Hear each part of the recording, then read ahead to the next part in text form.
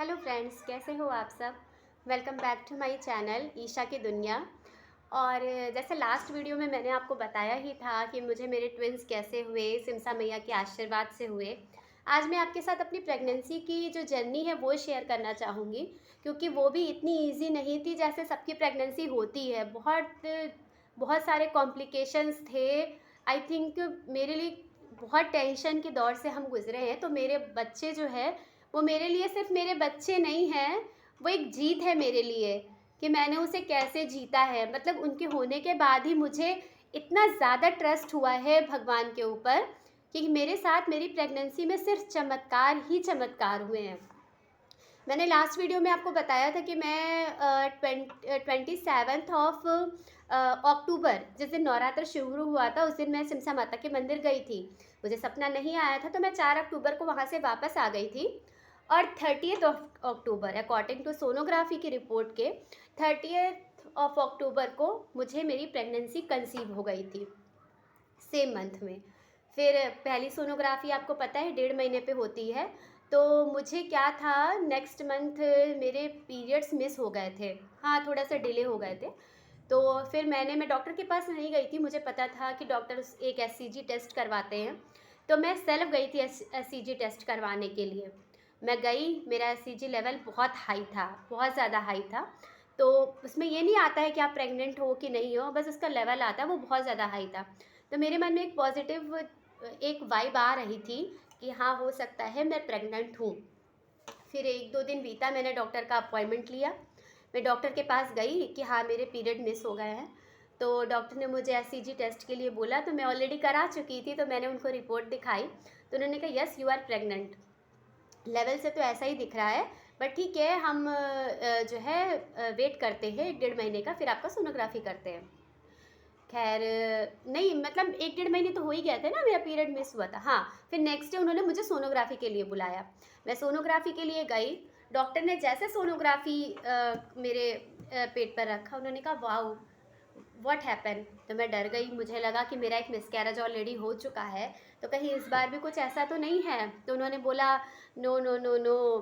तो मैंने कहा सर क्या हुआ, प्लीज़ बताइए ना, क्योंकि है ना, एक कहावत है कि दूध का जला इंसान छाछ भी फूक फूक के पीता है। मैंने उस दर्द को महसूस किया है, वो कितना बुरा होता है, इसलिए मैं बहुत डरी हुई थी। उन्होंने मुझसे बोला एक गुड न्यूज़ है, एक बैड न्यूज़ है। मैंने कहा सर बताइए ना। कहा गुड न्यूज़ तो ये है कि ये ट्विंस हैं आपके, और आज के समय में नेचुरली ट्विंस नहीं कंसीव होते, मतलब बहुत मुश्किल से होते हैं। और मोस्टली जो लोग आईवीएफ करवाते हैं उनको तो ट्विंस ही होते हैं, बट मेरा कोई आईवीएफ का केस नहीं था। तो उन्होंने कहा ट्विंस है, मैं खुश हो गई। फिर उन्होंने सेकंड थिंग बोली कि दूसरी बात तो ये है कि आपकी जो बॉडी है, आपकी जो हाइट है, वो ट्विंस के अकॉर्डिंग नहीं है। मतलब ट्विंस को जो स्पेस चाहिए जितना, वो नहीं है। तो मुझे नहीं लगता है कि ये प्रेगनेंसी कंटिन्यू होगी, चलेगी। मैं बहुत डरी, मैं बहुत रोई। एक खुशी भी थी, एक थोड़ा सा डर भी था। फिर मैं घर पे आई, मैंने माता रानी को दिया लगाया और बोला कि ये आपके ही बच्चे हैं, आपने ही दिया है, अब इसकी पूरी रक्षा करने की जिम्मेदारी आपकी है। अक्टूबर में ऐसा हुआ। दिसंबर में मुझे ब्लीडिंग स्टार्ट हो गई। मैं गई वहाँ पर, तो क्या था कि वो 2 बच्चों का जो वेट था, वो मेरा यूट्रस नहीं उठा पा रहा था।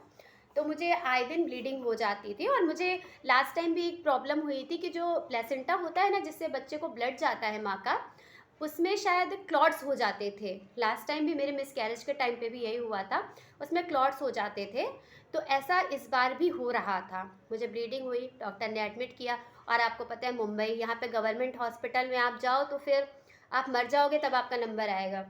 प्राइवेट हॉस्पिटल था, बहुत खर्चा हुआ। मीन्स मैं गई, बट ये है कि मेरा डॉक्टर बहुत अच्छा था, बहुत अच्छा है वो, मेरे लिए भगवान का दूसरा रूप है वो, बहुत अच्छा था वो। उसने मुझे इंजेक्शन्स दिए, दवाइयाँ दी, मेरी ब्लीडिंग रुक गई। मैं 3-4 दिन हॉस्पिटलाइज रही। बना हमारा 1.5-2 लाख रुपए का बिल उस टाइम पे बना, वो बीता। फिर मुझे मार्च में मुझे फिर ब्लीडिंग स्टार्ट हो गई। वो इतनी ब्लीडिंग हो रही थी, इतनी ब्लीडिंग मुझे हो रही थी कि उसमें क्लॉट्स आ रहे थे, बहुत बुरी तरह ब्लीडिंग हो रही थी। मैं ट्यूशन्स ले रही थी घर पे, जैसे ट्यूशन्स के बच्चे मेरे गए, वो बहुत बुरी तरह से ब्लीडिंग चालू हो गई। फिर हस्बैंड भी मेरे घर पे नहीं थे, मैंने खुद से जल्दी से ऑटो, मुझे ब्लीडिंग हो रही थी और मैंने ऑटो लिया, मैं अकेले हॉस्पिटल पहुंची माता रानी का नाम लेते लेते। उन्होंने फिर मुझे एडमिट किया, मुझे इंजेक्शन्स चढ़ाए। उस समय उन्होंने मुझे 75,000 के इंजेक्शन्स चढ़ाए थे उस ब्लीडिंग को रोकने के लिए, लेकिन वो घर आते आते तक रुकी नहीं थी। हाँ, मतलब ये है कि 100% का 10% हो गया था। लेकिन मैं जब जब हॉस्पिटल गई, मैं वहाँ माता रानी के मंदिर से पंडित जी का नंबर लेकर आई थी। मैं रात को 2 बजे भी उन्हें फ़ोन लगाती थी और उनसे यही बोलती थी कि पंडित जी, आप जाकर उनसे कहो कि ये बच्चे उनके ही हैं, उनको ही इनकी रक्षा करनी है। आप प्लीज़ उनसे कहो, मुझे उन पर बहुत विश्वास है, क्योंकि मैं यहाँ से वहाँ अकेली गई थी। ये उनकी मेरी ब्लीडिंग रुक गई, मैं लौट आई मार्च में। बट मार्च में फिर क्या हुआ, मुझे कोई तो चाहिए था, क्योंकि डॉक्टर ने बोला था आप बिल्कुल बेड रेस्ट पे रहो, सिर्फ वॉशरूम के लिए आप उठोगे, उसके अलावा आप नहीं उठोगे। अब ऐसी हालत में कौन करता मुझे, तो फिर मुझे मम्मी को बुलाना पड़ा, मेरी मम्मी को गांव से, यूपी से मेरी मम्मी आई। फिर मार्च अप्रैल मई जून टिल माई डिलीवरी तक वो मेरे साथ रही। अब आप सोचो, मतलब मेरा खाना नाश्ता, मेरे कपड़े धुलना, मेरे बाल धुलना, सब कुछ वो करती थी। वो बेड के बगल में वो चेयर लगा देती थी, मैं चेयर पर बैठ के नहा लेती थी। सिर्फ वॉशरूम के लिए मैं जाती थी। और कभी कभी तो जो है ये लगता था कि अभी ऐसा कुछ ना हो जाए, मतलब मेरे पैर दोनों ऊपर रहते थे, मैं हिलती डुलती भी नहीं थी। और मैं दिन रात उनका नाम लेती थी माता रानी का कि हे माता रानी सब ठीक हो जा, हे माता रानी सब ठीक हो जा, कैसे कैसे सब ठीक हो जा, जैसे मेरे बच्चे हैं। फिर एक दिन बीच में क्या हुआ, मुझे लगा कि मेरे बच्चे 2-3 दिन से मूव नहीं कर रहे, क्योंकि मेरे बच्चे बहुत मूव करते थे पेट में, और वो क्या था, वो उल्टे भी थे। फिर मैंने डॉक्टर को फ़ोन लगाया जो सोनोग्राफ़ी करते थे। मैंने कहा सर मेरे बच्चे मूव नहीं कर रहे हैं, मुझे डर लग रहा है, मैं आऊँ क्या सोनोग्राफ़ी के लिए? उन्होंने कहा आओ। मैंने कराया, लेकिन ठीक है, सब कुछ अच्छा था। उन्होंने बोला आप मैम डरो ना। मैंने कहा सर आपको कैसे एक्सप्लेन करूँ कि जब एक बार मेरे साथ ऐसा हो चुका है, मैंने अपना 3-4 महीने का बेबी खोया है, तो मेरे लिए एक-एक पल बिताना कितना मुश्किल है। और लेकिन मुझे उसके बाद मैं घर आ गई। करते करते मेरा 9th ऑफ जून का टाइम था, मेरा 7th मंथ चल रहा था, क्योंकि डिलीवरी डेट मेरी अगस्त की थी।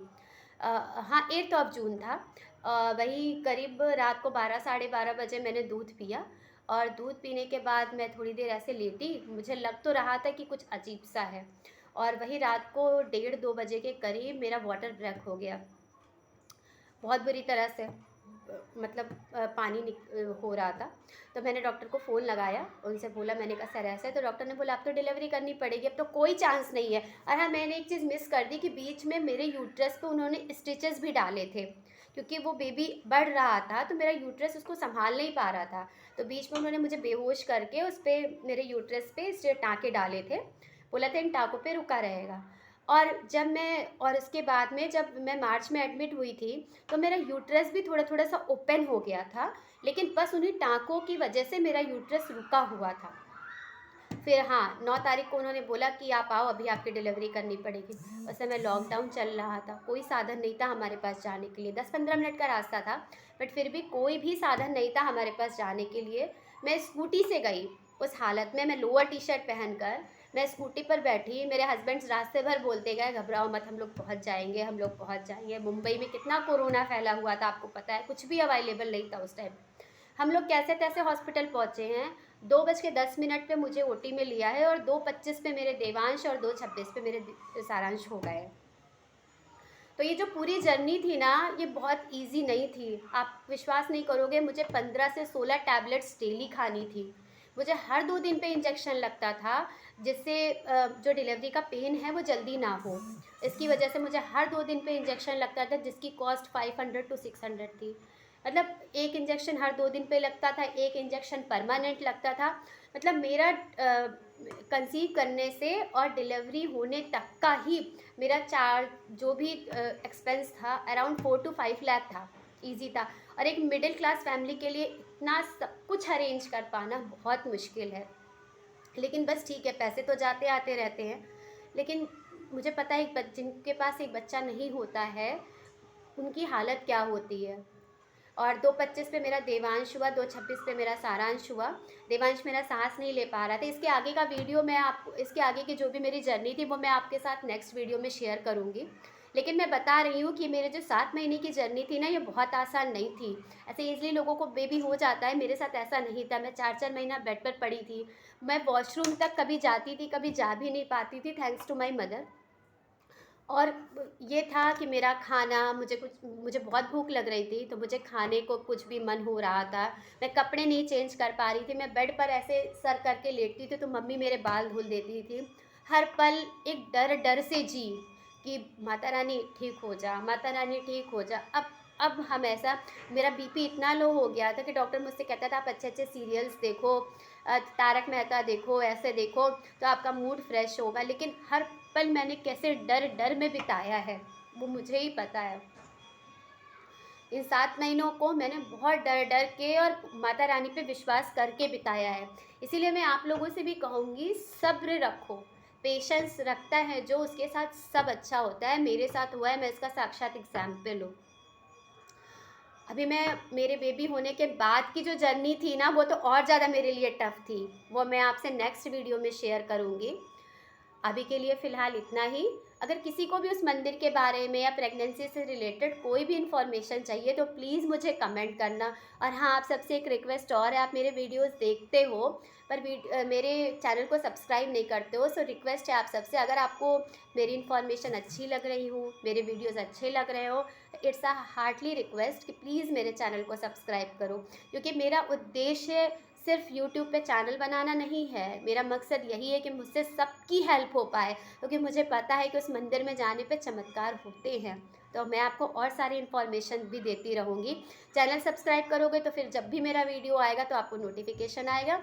मिलते हैं नेक्स्ट व्लॉग में, तब तक के लिए बाय, टेक केयर।